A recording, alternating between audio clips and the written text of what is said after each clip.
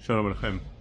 Many of the vegetables we buy today in the stores, in the supermarket, are grown hydroponically, which means they're not grown in the soil, but rather they grow in a different system, which involves putting them in a medium, a small little look-alike soil, but it's not, and they run it through water with mineral nutrients that the seed needs in order to grow to a full size of the vegetable that is intended to be. Let's take, for example, a lettuce. So they put the seed in such mediums, in such places, and they grow them vertically, and eventually it comes to the store and you buy them in packages. Usually the packages would say that it's vertically grown, and such a thing would require a question: what's the bracha, since it didn't grow in soil, in the ground? So some poskim would say that the bracha on this is she'akol, based on the Chayei Adam. The Chayei Adam said that whenever you grow seeds in flower pot that doesn't have a hole in it, a tzitz she'eno menukav, and you grind it and you make out of it bread, the bracha on such a bread would not be a motzi lachem min haaretz, because those seeds did not grow in the ground, and I can say that it came out from the ground. Therefore, same thing over here. Whenever you have such vegetables, the bracha on this would not be borei pri ha'adama. This is how Chacham Ovadia was machriya halacha lemaaseh based on this reason. Others argue, for instance, the Shevet HaLevi says that we don't go after how it grew, but rather on the type. We view the type. This is a type that normally grows in the ground, and therefore the bracha on such a thing would be borei pri ha'adama. Or Letzion asks on Shevet HaLevi, says that what difference does it make? It still didn't grow in the ground, so how could you say borei pri ha'adama on something that didn't grow in the ground? And he gives a different explanation why the bracha should be borei pri ha'adama.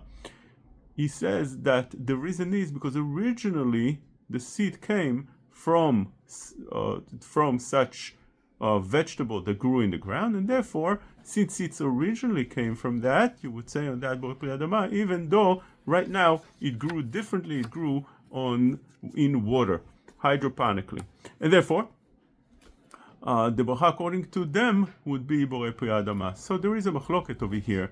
What should we do in order to be machriya? Well, first of all, it's very easy to check if what we have and what we bought from the supermarket is from those types, because we can very easily search today.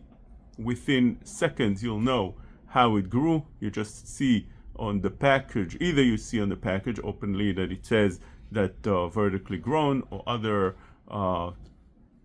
other sentences that indicate that it's such vegetable, or you can just search the name of the company that produces it, and it right away will come up.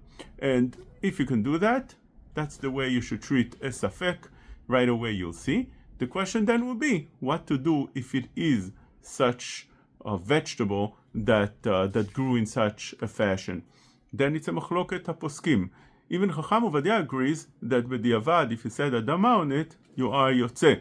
So there is a achra over here in a way that maybe one should say adama, because according to the Or Letzion, Shevet HaLevi, and many others, the correct bracha is adama. And Chacham Ovadia says that although the correct bracha is she'akol, but if a person says adama, he still be yotze.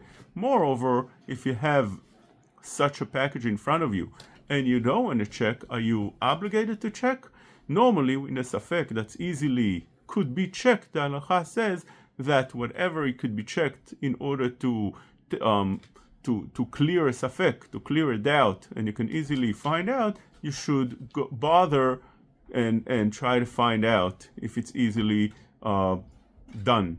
But over here, there's like a sfeka. First of all, you don't know how it grew, and secondly, even if you hear from the company, or it says on it that it's hydroponic, still the bracha would be doubtful, because we have, as we explained before, machloket haposkim on this.